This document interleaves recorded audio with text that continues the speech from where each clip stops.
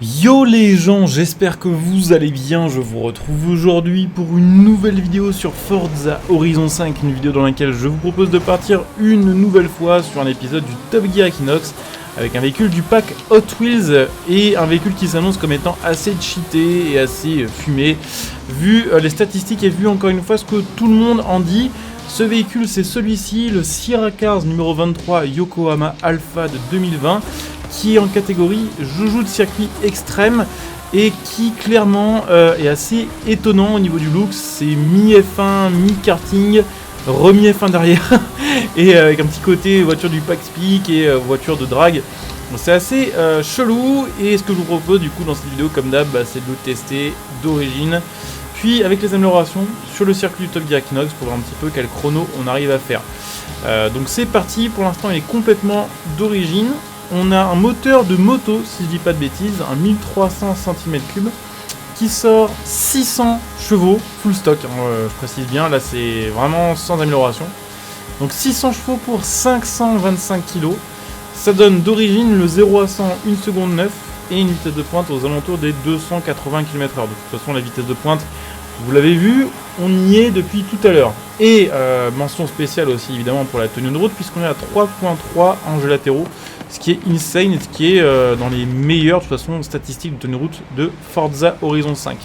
En plus de ça, on a un véhicule qui est quand même relativement marrant à conduire parce que très léger, très petit, avec des gommes slick de base, donc ça décolle et ça roule vraiment fort. Et ouais, vu qu'il est tout petit et très léger, en plus ils prennent très très bien.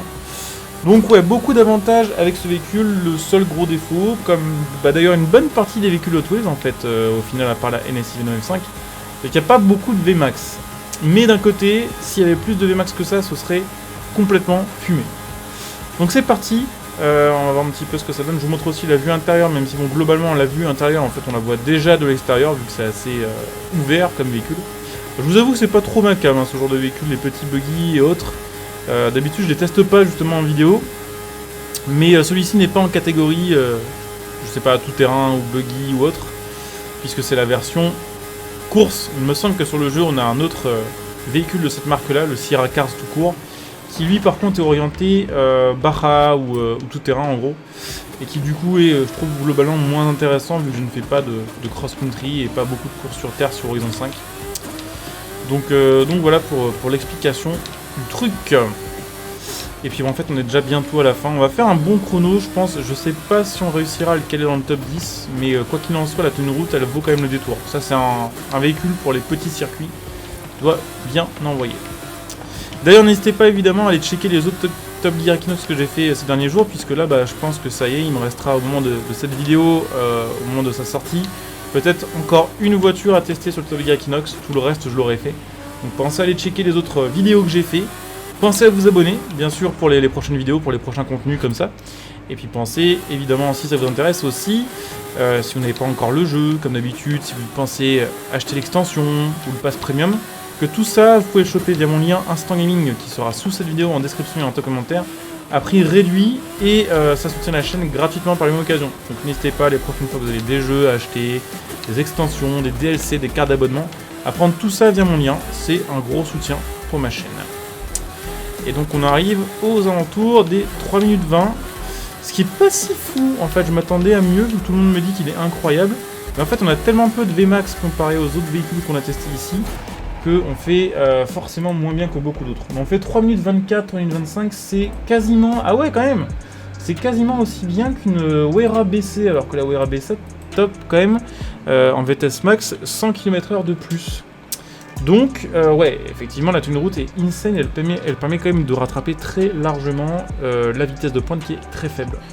Du coup évidemment il y a des améliorations disponibles sur ce véhicule et il y a quand même pas mal de choix.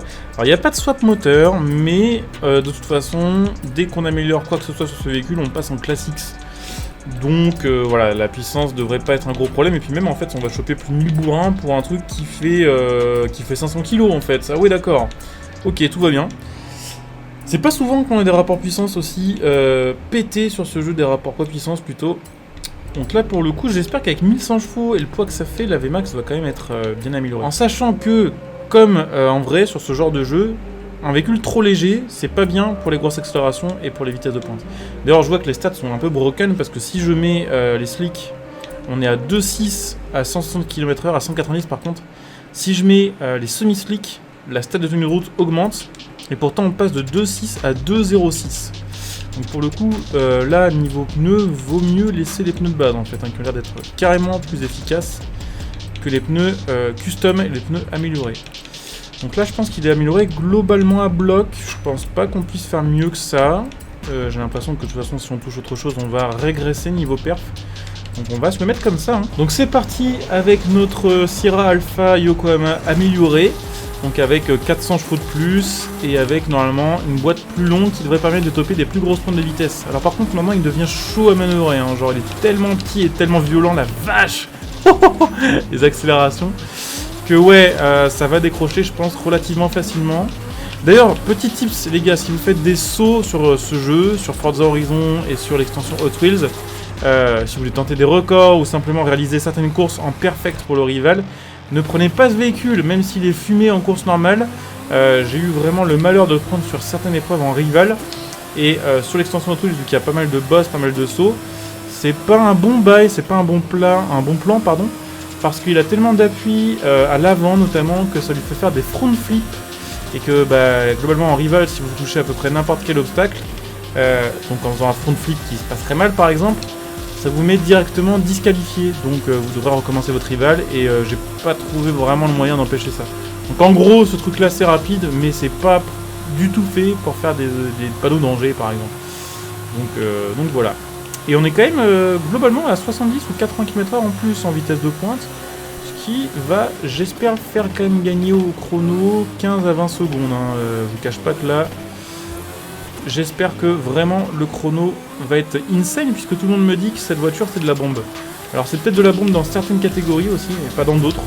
Parce qu'en S2, top S2 c'est fumé et en X ça vaut pas un sou. Peut-être que c'est insane pour les petits circuits où il n'y a pas de VMAX. Mais dès qu'il y a un petit peu de ligne droite, c'est mort. Globalement, de toute façon, les gens, quand ils parlent des véhicules de ce jeu et de l'extension, dès qu'il y a une valeur qui est à 10, dès qu'il y a une grosse Emax, ou dès qu'il y a une tenue de route un peu hors du commun, les gens disent que c'est tout de suite cheaté. En vrai, des véhicules cheatés sur le jeu, enfin cheatés dans le sens complètement déséquilibré, il y en a quelques-uns. Il suffit de regarder la Bad to the Blade qui vient d'arriver sur le jeu récemment, ou la Brabham BT62 aussi, qui est un bon exemple, même si je trouve qu'elle est encore un peu moins fumée. Il y a vraiment beaucoup de véhicules qui sont déséquilibrés maintenant sur le jeu. Je sais pas comment ils vont faire pour rééquilibrer tout ça. Quelque part, c'est peut-être pas mal qu'il n'y ait pas de ranked sur le jeu, parce que je pense qu'actuellement, la ranked avec l'extension Hot Wheels qui serait sortie sur le jeu, elle avantagerait énormément les joueurs qui ont l'extension Hot Wheels, mais genre vraiment. Notamment parce que tout le monde en ce moment joue en S2 la Brabham BT62, qui a 3-4 ou 3-3, je sais plus, en jets latéraux, en ayant 400 km/h en VMAX. Donc forcément, un truc comme ça, ça casse un peu la méta et forcément, les gens n'aiment pas les méta cassées. Donc heureusement, peut-être qu'il n'y a pas de ranked parce qu'en ce moment, ce serait un peu la fête du slip. Hop là. Et il est trop puissant en fait.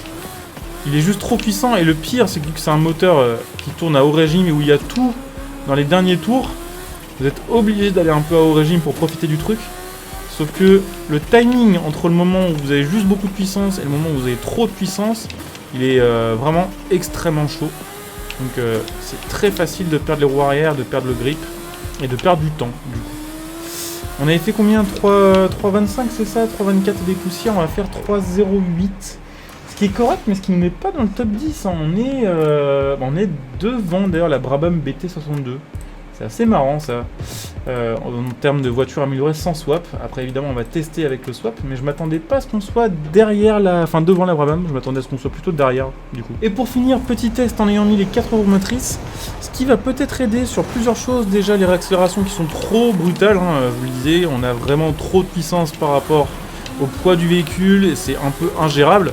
Et ce qui va aider peut-être aussi un petit peu parce que grâce aux 4 roues motrices on va être un peu plus lourd, donc on aura peut-être un véhicule un peu plus compréhensible aussi au niveau de ses réactions et de sa physique, et ce qui va peut-être permettre de gagner encore un peu de temps. Je pense que par contre au niveau de la VMAX on va perdre un petit chouïa et que ça va peut-être se voir aussi un petit peu au chrono. Après dans tous les cas je me dis là on a fait 3,08 avant cette phase de test. La dernière voiture donc du top 10, la moins bonne voiture du top 10 des meilleures voitures globales du jeu de cette série de vidéos, c'est la CLK édition Forza qui est fumée et avec laquelle on a fait 3.03, donc 5 secondes de mieux que ça. Je pense que peu importe le réglage, on fera pas 5 secondes de mieux. Voilà. Il faut voir, bien sûr, là on va essayer de faire du mieux que l'on peut. Mais globalement, j'ai du mal à croire que on arrive à gagner assez de temps pour être devant une CLK édition Forza. Et d'ailleurs, vous l'avez vu, on a quand même perdu pas mal en vitesse max avec les 4 roues motrices. Donc bon. Après, voilà, toutes les sorties comme ça, on peut bombarder sur l'accélération. Ça passe beaucoup mieux que tout à l'heure. Ouais, le seul souci là, c'est qu'on a perdu quand même 15 km/h en VMAX. Ce qui sur une longue ligne droite comme ça peut jouer quand même un peu. Après, j'ai pris un point de repère tout à l'heure. J'ai vu qu'à 1.58, on était au virage de droite en angle droit là qui arrive bientôt. Donc si on est un petit peu avant ou un tout petit peu derrière 1.58, ça voudrait dire quoi? Ça voudrait dire qu'on est quand même capable de gagner beaucoup de temps dans la section d'après, puisque on réaccélérera plus fort et on pourra reprendre plus vite de la vitesse. Et donc peut-être mieux se démerder. Et effectivement, on est peut-être un chouïa mieux, on est à 1.55. Donc en fait, on a déjà gagné 3 secondes en fait par rapport à la version Pro Plus. Donc en fait, peut-être qu'on peut la caler dans le top 10. Peut-être. Peut-être que ce truc-là est plus rapide qu'une CLK GTA édition Forza. Ce qui m'étonnerait, ce qui me surprendrait, disons. Mais bon, c'est pas la première fois que je serais surpris, entre guillemets, dans le résultat d'un Top Gear Equinox. Qu'il faut voir après. En fait, le truc, c'est que maintenant que j'ai testé la Bad to the Blade full en X, le reste m'impressionne moins. Parce que là, je pense que la tenue de route, elle est insane et que je m'en rends pas trop compte. Mais en fait, la Bad to the Blade, c'est tellement un autre level de voiture, c'est tellement genre what the fuck, que à côté, ce genre de truc, même si c'est rapide, bah, ça fait moins kiffer tout simplement en termes d'accélération et en termes de tenue de route. La Bad to the Blade, c'était vraiment un autre délire. On avait plus en VMAX, plus en tenue de route, enfin c'était vraiment incroyable. Et d'ailleurs avec la Bad to the Blade, là on était déjà arrivé puisqu'on a fait 2.48. Donc quoi qu'il en soit, ce véhicule ne détrônera pas la Bad to the Blade. Mais genre pas du tout. Et on fait un petit chrono assez sympa au final, 3.01, ce qui permet de détrôner la Stradale et la CLK FE. Et donc de venir juste derrière la F50 GT pour ce chrono, et ce qui est honnêtement inattendu. Donc voilà, il me restera peut-être encore la choupane à tester sur le Top Gear Equinox et on aura fait le tour des voitures de Forza Horizon 5 permettant de faire, pour l'instant en tout cas, peut-être qu'avec les mises à jour qu'il y aura après, les nouveaux DLC, permettant de changer ce classement des 10 meilleures voitures du jeu. Donc voilà, on va arriver à la fin de cette vidéo qui j'espère vous aura plu. Si c'est le cas, comme d'hab, pensez à liker, à commenter, à venir me follow sur Twitch pour les prochains lives. Comme d'hab, la chaîne Twitch est en description et en commentaire. N'hésitez pas à venir me follow dessus, à utiliser Twitch Prime si vous avez Amazon Prime sur ma chaîne Twitch, ce qui vous permet de me soutenir gratos et ce qui vous fait profiter de plein de petits bonus. Vous pouvez devenir un soutien de ma chaîne via le bouton rejoindre aussi, ce qui vous fera profiter là aussi de plein de bonus. Vous me retrouvez sur Twitter, vous pouvez utiliser, comme je disais tout à l'heure, mes liens de soutien sous cette vidéo pour faire vos achats. Je parlais d'Instant Gaming, mais j'ai aussi un lien Mattel.net pour ceux qui veulent éventuellement s'acheter des configs PC, des composants et échanger un peu leur machine. Voilà. Donc écoutez, je stoppe ici, je vous dis à très bientôt. Bonjour à tous, ciao.